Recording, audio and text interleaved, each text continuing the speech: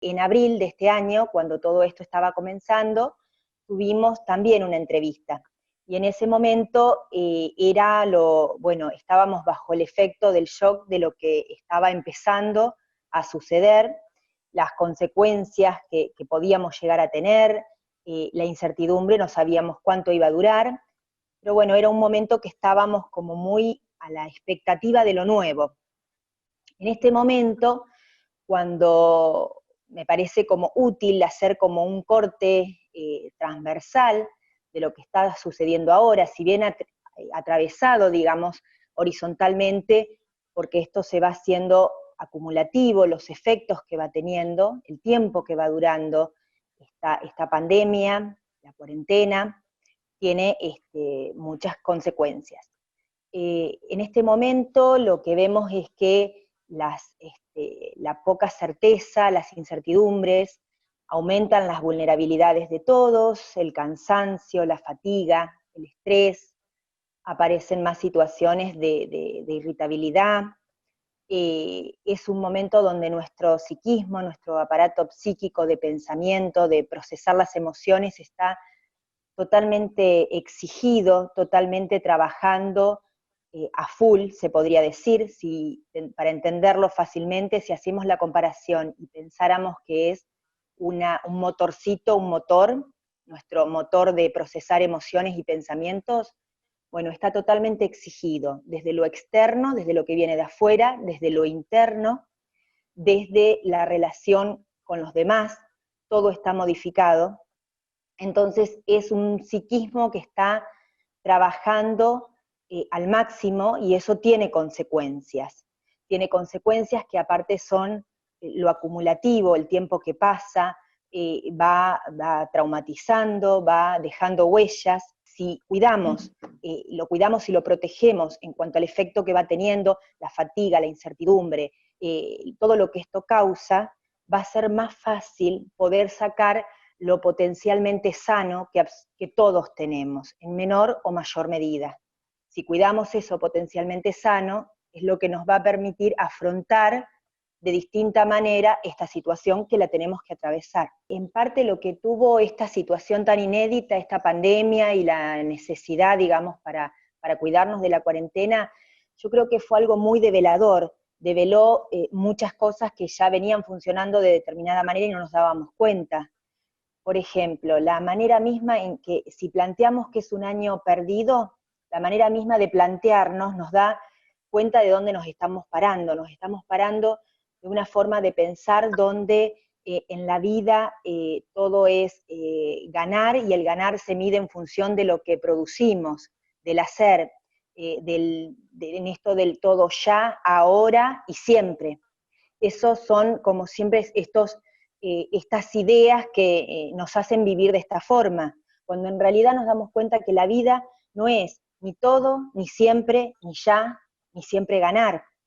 La vida implica sufrimiento, la vida implica perder, la vida implica no siempre negociar bien, digamos, con cosas de los afectos y con cosas de pensamientos y de acciones. O sea, no todos son buenos negocios, no todas son ganancias. Entonces, si nos paramos desde ese punto de vista y tenemos en cuenta que no siempre nos podemos guiar por el siempre, por el todo y por el ya. Precisamente la pandemia nos obligó a postergar, nos obligó a seguir sosteniendo la esperanza, pero sabiendo que ni es ya ni es todo, que hay cosas que tienen que esperar, que hay cosas que no se pueden realizar en el ahora. eh, entonces ahí a lo mejor es importante tener en cuenta que, por ejemplo, no es lo mismo perder la ilusión que perder la esperanza.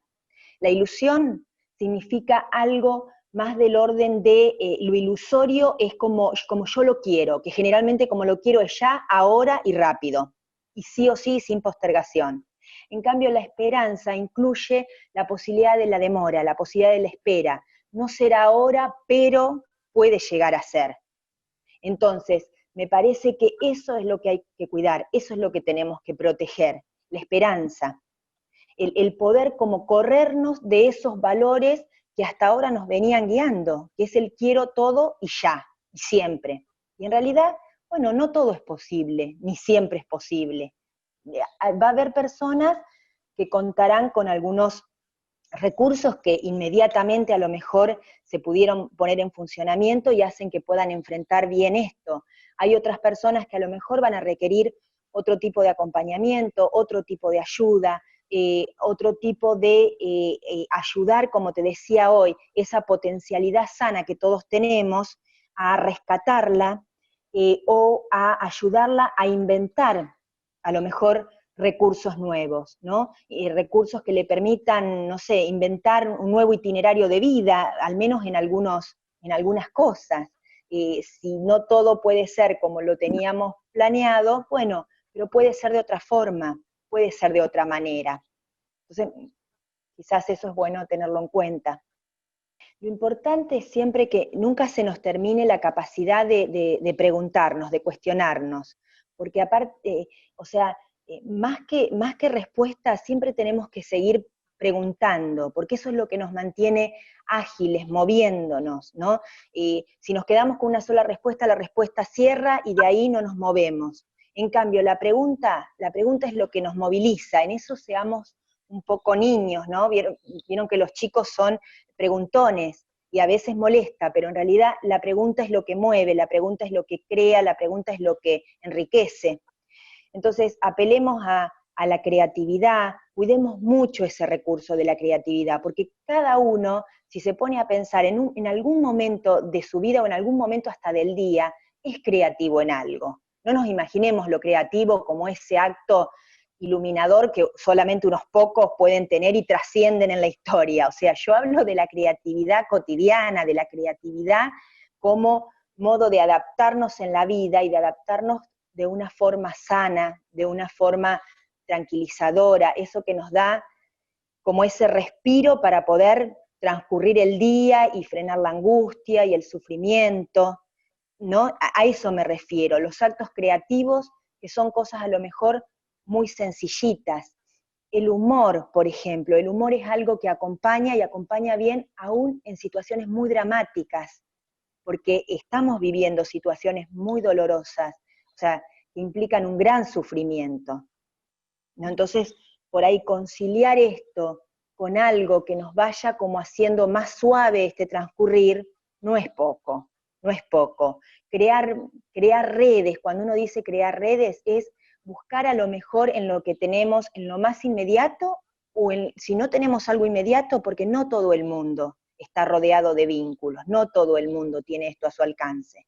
Entonces, a veces pensar hasta en grupos, en redes, en instituciones que uno nunca hubiese pensado, y ahí se puede hacer red, ahí se puede intentar. Por eso digo, la pregunta es lo que mantiene siempre dinámico a una persona. La pregunta de cómo estoy, qué necesitaría, por ejemplo, dónde puedo encontrarlo, probar. Cuidarse no es un acto fácil, o sea, cuidarse a uno mismo no es algo que a veces salga tan fácilmente, ni tampoco es algo que no requiera esfuerzo. Requiere esfuerzo, requiere sostenerlo, pero vale y vale mucho la pena hacerlo. Es común postergar a veces las consultas porque realmente hay situaciones que requieren la consulta. ¿Por qué la requieren? Porque, a ver, estamos también, yo que hablaba de esta máquina de procesar emociones y pensamientos, por así decirlo, ¿no? Por hacer una metáfora y compararlo a nuestro psiquismo con una máquina, está muy exigida, eso va a tener consecuencias, y cuanto más posterguemos la consulta, esto también se va haciendo más acumulativo. Y pensemos que hay personas que no solamente tienen esto nuevo que se le agrega, sino también que viene a lo mejor lidiando y de hace mucho tiempo con situaciones muy dramáticas, muy intensas, como pueden ser cosas que ya estaban y que siguen estando, como pueden ser situaciones de violencia, situaciones de abusos, consumos de sustancias. O sea, hay situaciones que a lo mejor hasta ahora no han sido, a lo mejor no se requirió, no se buscó ayuda, y eso también está presente. Entonces, al postergar la consulta, como vos decís, va teniendo también un efecto acumulativo, va produciendo más daño. y cuando hay más daño, el enfrentar lo que se viene, cada situación y cada circunstancia, que la vida siempre nos va a tener una, se va haciendo cada vez más pesado, incluso hasta llegar a situaciones muy dramáticas como puede ser un suicidio, ¿no? Entonces, la postergación va generando, lo traumático que nos va sucediendo se va acumulando, va teniendo un efecto acumulativo, que con la postergación se va haciendo más, y esto hace que enfrentar situaciones sea cada vez más pesado. Entonces, muchas veces uno escucha, uy, todo me pasa a mí, yo no puedo salir de esto. Bueno, es también el efecto de todo lo acumulativo. A todos nos pasan cosas y nos van a seguir pasando, pero me parece que si estamos cuidando más nuestro único instrumento que tenemos para enfrentar la realidad, va a ser más fácil. Por eso es importante la consulta, no importa, el momento puede ser hoy, puede ser ahora, no se hizo hasta ahora, no importa, se puede siempre hacer un corte. Si hablamos justamente, ¿no? Empezamos hablando de la necesidad de un corte transversal, bueno, también a veces uno puede hacer un corte y decir, bueno, de ahora en más, de ahora para adelante. Entonces, eso da la posibilidad, ¿no? Y me parece que quizás por eso, viste, se posterga también porque uno siempre guarda, y quizás eso tiene que ver más con lo que te decía hoy, con la ilusión de que, bueno, esto va a pasar, esto me puedo arreglar solo, ya va a pasar, es hoy, mañana no, y mañana sigue siendo igual o peor. Entonces me parece que es como ponerle un corte a eso, hacer la consulta, ¿no? Me parece que de eso se trata el cuidarse.